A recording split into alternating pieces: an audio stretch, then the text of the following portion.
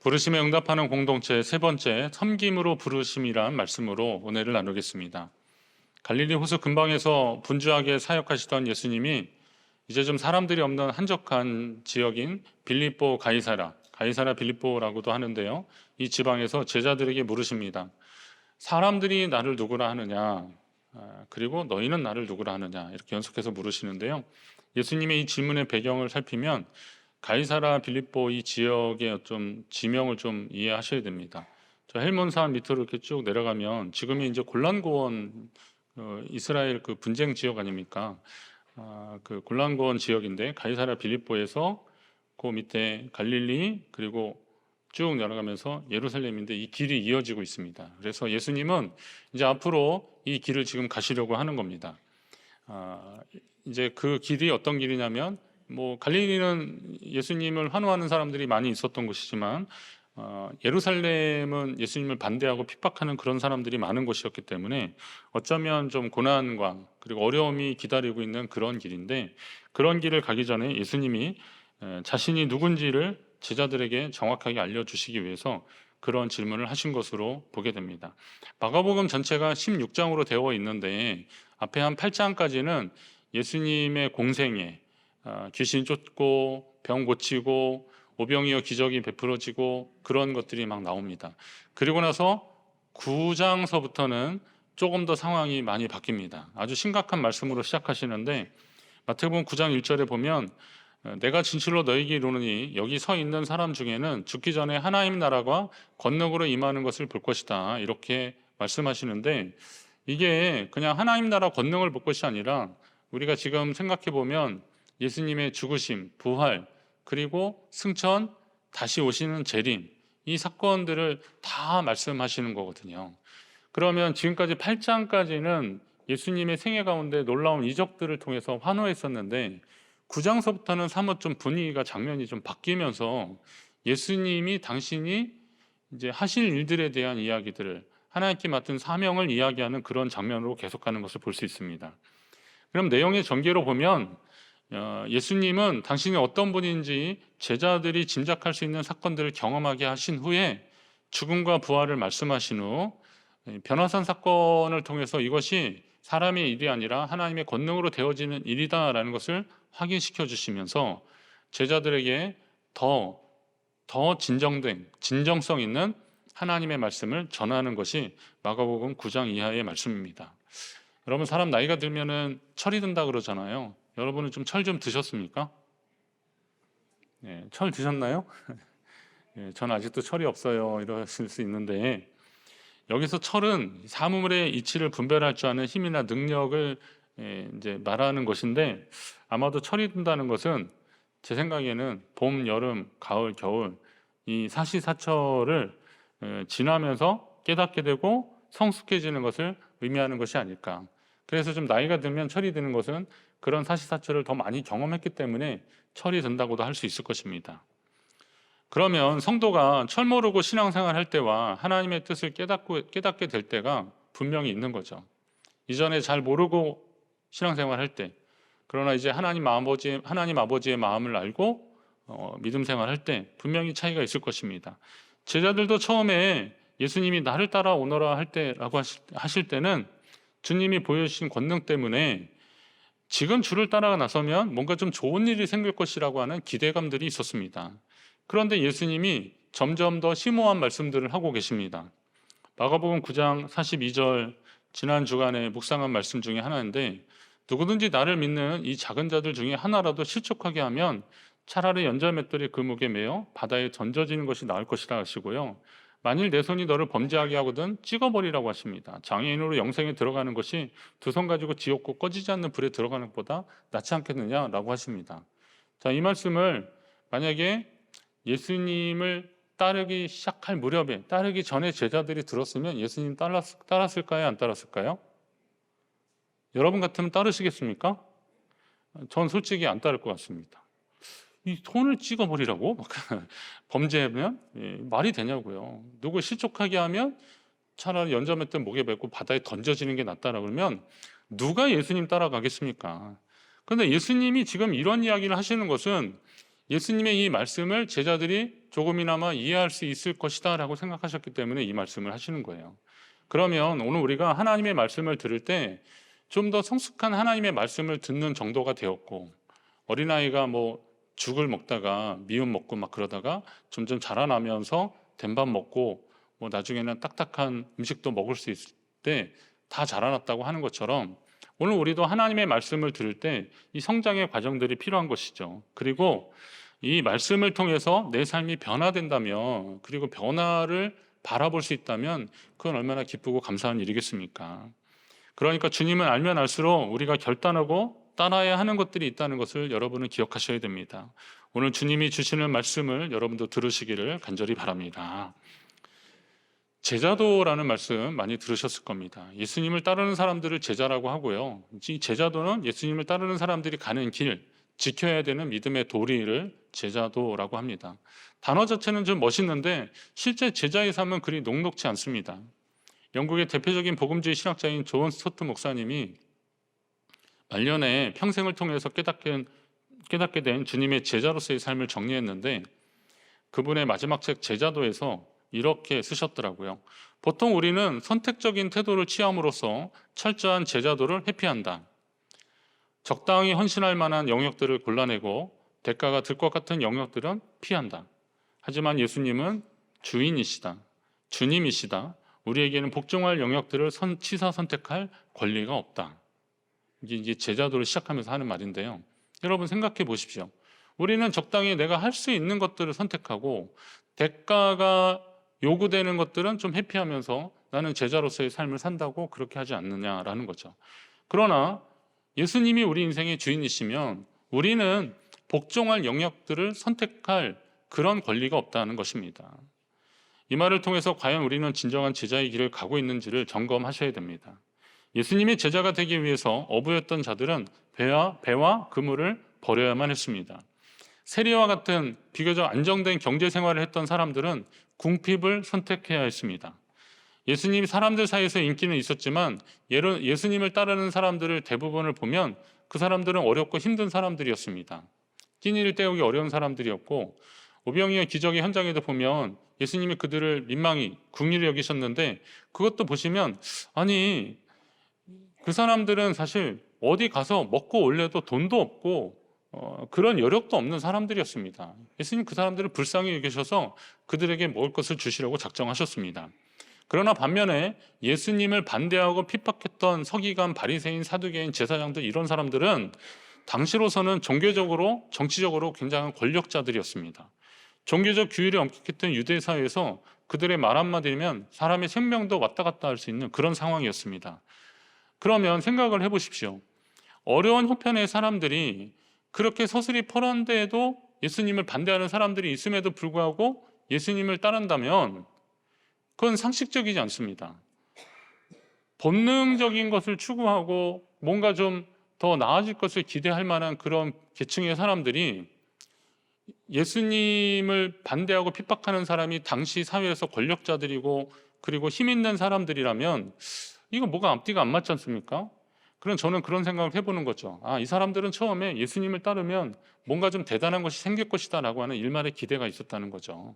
지금 이렇게 보여도, 예수님이 저래 보여도 예수님을 따라가기만 하면 예수님 때문에 좀 배불리 먹을 수도 있을 것이고, 그의 나라가 오면 보란 듯이 지금 로마의 압제나 지금까지 외세의 침입 때문에 이스라엘 민족이라는 자존심이 다 구겨졌는데 이거 회복시킬 것이다 라고 하는 그런 기대감들이 있으니까 예수님을 따라 나서기 시작했던 겁니다.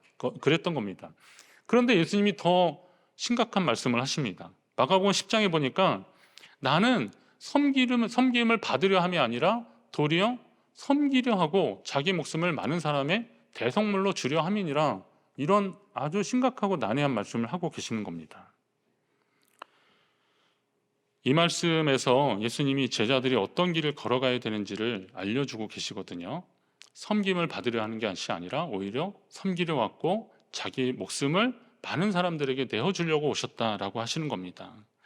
여기에서 나는 이 섬김과 대접이라는 것이 대조적이라서 그냥 말씀하실 때 나는 대접받으러 온 것이 아니라 섬기러 왔다 이렇게 하셔도 되는데, 이게 그냥 일반적인 글을 쓰는 원리입니다. 그런데 섬김을 받으러 오지 않고 섬기러 왔다라고 하면서 섬김을 계속 반복적으로 쓰시는 것은 주님이 강조하고 싶으셨던 것은 섬김에 대한 이야기이기 때문에 그렇습니다.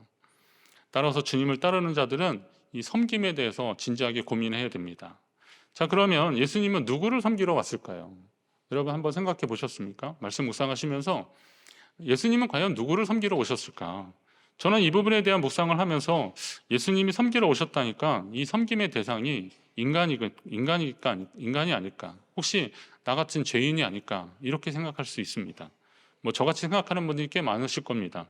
그러나 예수님의 섬김을 잘 보시면 이거는 사람이 아니라는 것을 알 수 있습니다. 예수님은 하나님과 그분의 뜻에 대한 섬김을 하러 이 땅에 오신 것으로 우리가 이해가 됩니다. 자, 하나님의 뜻이 뭐냐면 세상을 사랑하고 그 영혼을 구원하는 일입니다. 이 일을 위해서 예수님이 이 땅에 오셨다는 거죠.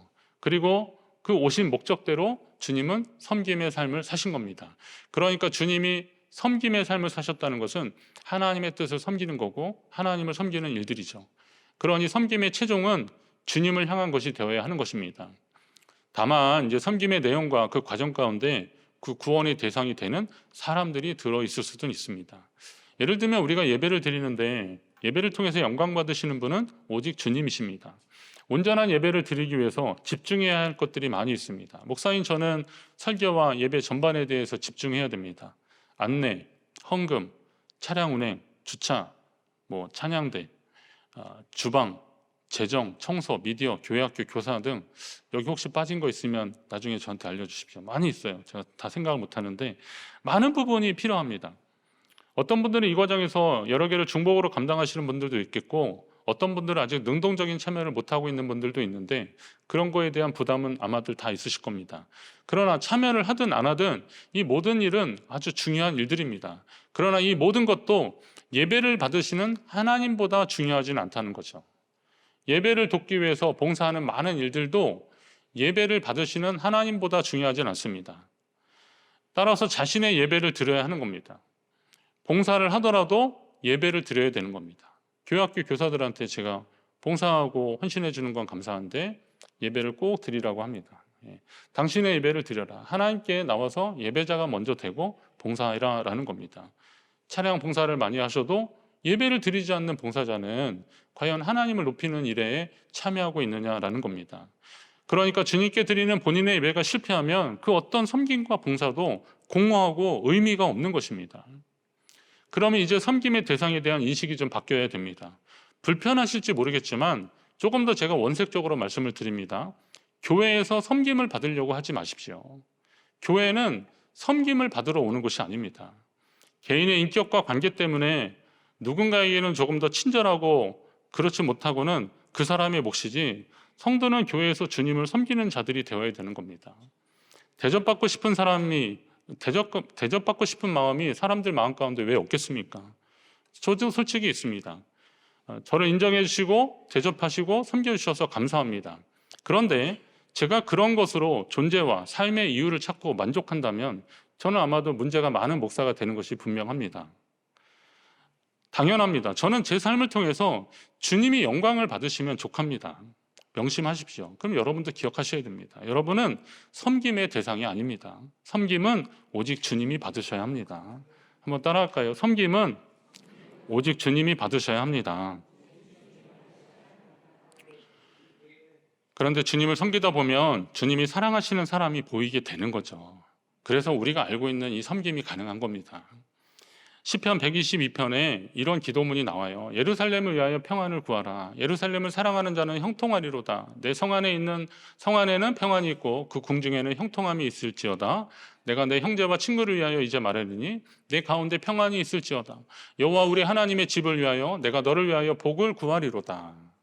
이런 축복의 기도가 있고 그런데 자, 예루살렘을 위하여 평안을 구하라 그랬는데 예루살렘은 어떤 곳입니까? 하나님의 성전이 있는 곳이고 또 하나님의 백성들이 있는 곳입니다.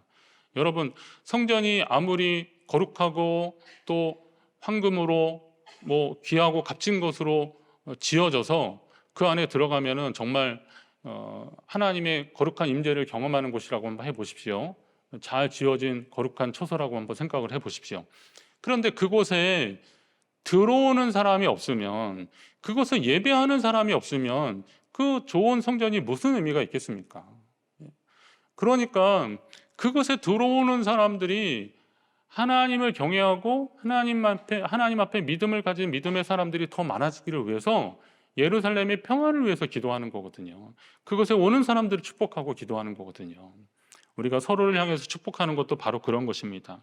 이전에서 오늘 하나님 앞에 온전히 예배하기 위해서 여러분이 다니는 교회가 막 분쟁이 있거나 다툼이 있어서 교회 오면 자꾸 인상 쓰게 되고 또 누구 때문에 그렇다 막 싸우고 막 그런다고 해보십시오. 그러면 예배 드리고 싶겠습니까?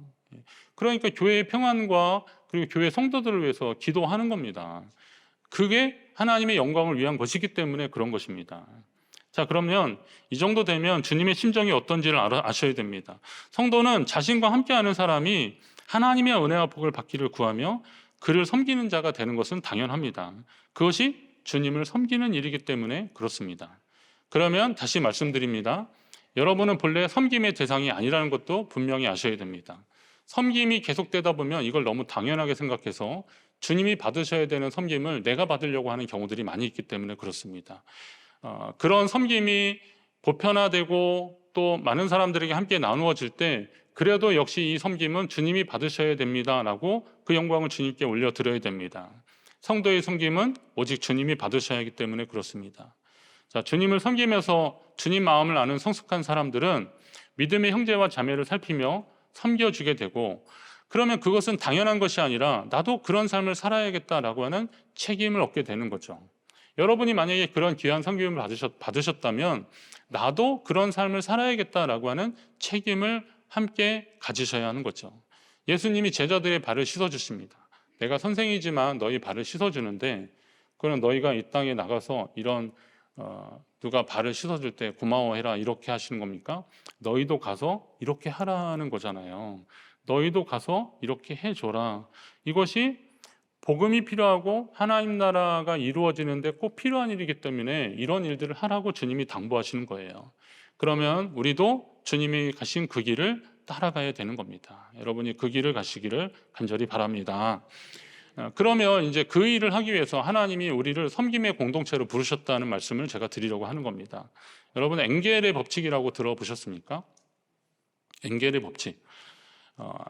이게 가게의 총 지출에서 식료품비 지출이 차지하는 비율을 계산한 값이 따지고 보니까 저소득 가게에서는 높고 고소득 가게에서는 낮다는 통계적 법칙을 발견한 사람의 이름을 따서 그냥 엥겔의 법칙이라고 하는데요. 이게 쉽게 말하면 그런 겁니다. 이제 만약에 한 100만 원을 버는 사람이 식료품 먹고 사는데 음식을 먹는데 한 30만 원을 썼다 그러면 한 몇 프로를 쓴 거예요? 30% 쓴 거잖아요. 근데 1000만 원을 버는 사람이 한 60만 원을 먹는데 썼다 그러면 몇 프로를 쓴 겁니까? 쉽게 말씀드렸죠. 6이라 그랬잖아요. 그러니까 60만 원을 썼다 그러면 6%를 쓴 거예요. 그러면 30만 원 쓴 사람보다 가정보다 60만 원을 쓴 가정은 사실 2배를 많이 썼지만 비율로 따진다면은 몇 프로예요? 5분의 1밖에 안 되는 겁니다. 비율로 따진다면 그런 거거든요. 왜냐하면 이제 뭐 아무리 부자라고 해서 하루에 뭐 10끼 먹는 사람이 있겠습니까?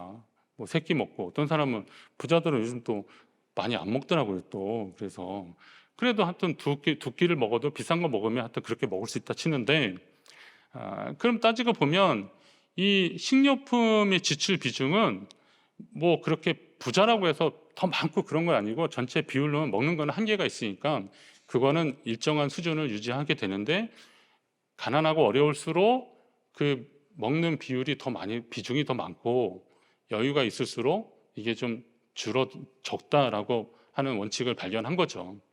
이거를 코로나 이후에 이 원리를 가지고 코로나 이후에 한국의 엥겔 지수를 한번 봤더니만 미국이나 독일이나 일본, 영국, 프랑스 이게 G5라고 하는 선진국인데요.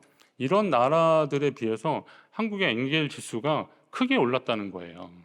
그건 뭐냐면 우리나라가 뭐 아무리 선진국 대열에 있다 하더라도 아직도 빈부격차가 좀 심하고 그래서 편차가 좀 있기 때문에 이런 결과가 나오는 것이 아닐까라고 하는 그런 분석이 나옵니다. 저는 이런 원리를 교회에 한번 적용을 한번 해봤어요. 어떤 결과가 나올까요? 교회는 하나님 나라를 위해 이 땅에 세워진 그리스도의 몸인데 성도 스스로의 종교적 만족과 생존을 위한 것에만 머물러서는 안 된다는 거죠. 그러니까 사람이 먹고 사는 문제가 중요하지만 그거에 너무 매진하게 되면 그 삶의 가치와 더 높은 더 의미를 두는데 되게 어려워지는 거거든요. 그럼 신앙생활도 마찬가지냐 아니냐는 거죠. 우리가 단순히 그냥 종교적 만족도 그리고 편안함만을 위해서 애써서는 안 된다는 거죠. 교회는 항상 주님이라면 어떻게 하실 것인가를 고민하는 사람들이 있는 곳이 되어야 됩니다. 주님은 이 상황에서 어떻게 하실 것인가? 성경 공부할 때 기도는 왜 하나요? 정답은 하나님의 뜻을 알고 그 뜻 가운데 살기 위해서 기도한다고 배웠습니다. 봉사는 왜 하는 겁니까? 그리스도의 몸인 교회를 세우는 일이라고 우리는 배웠습니다. 예배는 오직 창조주 하나님께 영광 돌리는 일이라고 배웠습니다. 그런데 기도하고 내 마음이 좀 후련해졌다는 겁니다. 봉사했을 때 마음이 뿌듯해졌다는 겁니다.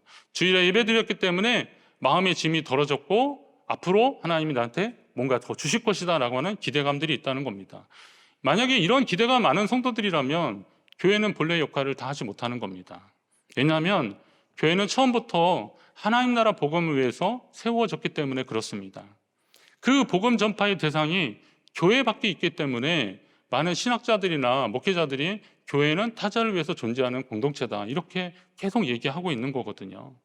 따라서 교회는 이 목적을 이루는 일을 통해서 끊임없이 자기 정체성을 확인해야 되는 겁니다. 내가 이 일을 함으로 인하여서 내가 이 일을 위해서 부르심을 받았구나라는 것을 확인하는 겁니다. 여러분, 결국은 섬김의 대상이 누구인지에 대한 문제입니다. 우리 섬김의 목적과 방향이 어디인지를 잘 결정하고 잘 알고 잘 결정하고 실천해야 되는 겁니다. 우리 섬김의 대상은 누구입니까? 여러분의 섬김의 대상이 누구입니까? 우선 저 같은 사람은 아닙니다. 저는 누굽니까? 저는 그냥 목사이기 전에 예수 믿고 구원받은 하나님의 사람입니다. 그리고 교회에서 목사로서의 어떤 직책을 받은 사람입니다. 이건 저의 직무입니다. 저는 이 일을 할 것입니다. 그런데 어떤 분들은 목사님 잘 섬기면 하나님께 복을 받는다고 여기시면 그건 그분의 인격의 성품이죠. 저야 감사하겠지만 주님이 원하시고 말씀하신 섬김은 아닐 것이다 라는 거죠. 제가 이 정도까지 말씀드렸으니까 여러분들 한번 잘 생각을 해보십시오. 누군가에게 친절을 베풀고 잘 해주는 거 그거는 그 사람의 인격이고 삶의 방법들이니까 그거야 나쁠 거 하나도 없습니다. 교회에 그런 일들이 많아지는 것이 뭐가 문제이겠습니까? 그러나 그런 일들을 계속 너무 익숙하고 당연하게 하다 보면 진짜 섬김의 목적과 방향이 어딘지를 자꾸 놓쳐버리기 때문에 오늘 제가 이런 말씀을 통해서 다시 한번 우리의 섬김의 대상은 주님이십니다 라고 말씀을 드리는 겁니다. 주님이 원하시고 말씀하신 섬김은 정말 주님이 기뻐하시는 그 일을 향해서 나아가는 겁니다. 교회와 성도의 섬김의 대상은 복음이 필요한 사람들입니다. 섬김의 대상은 주님이신데 주님이 원하시는 섬김의 방향은 복음이 필요한 것이다 이거죠. 하나님 나라 복음에 참여하려고 하는 자들에 대한 섬김이 되어야 하는 것입니다. 우리는 이 일을 위해서 주님께 부르심을 받았다는 사실을 기억하시기 바랍니다. 오늘 주님의 몸인 교회를 통해서 여러분을 섬김으로 부르신 하나님의 뜻을 잘 새기시기 바랍니다. 그리고 여러분이 먼저 섬김받는 자리보다 섬김의 자리로 나아가십시오. 그러나 그 섬김도 그냥 사람에게 친절하고 그리고 누구를 잘 돕는 그런 정도의 것이 아니라 복음이 필요한 곳에 그리고 하나님이 일하시는 그 현장에 여러분의 손길이 닿도록 힘쓰시는 것이 진정한 섬김일 것입니다. 그 일이 바로 주님이 하신 일이고 주님이 걸어가신 일입니다. 제자들은 바로 그 길을 걸어가는 것입니다. 오늘 말씀을 다시 새겨주십시오. 주님을 따르려고 하는 자는 자기를 부인하고 자기 십자가를 지고 나를 따를 것이라 라는 것입니다. 저도 이 말씀을 준비하면서 저를 한번 다시 돌아보게 됐고요. 그리고 교회를 다시 보게 되고 그리고 우리 믿음의 본질을 한번 다시 살펴보는 계기가 되었습니다. 이왕이면 여러분이 주님의 이 말씀에 합당한 자로서 믿음으로 그 길을 가시고 그 길에서 주님 만나시기를 간절히 바랍니다.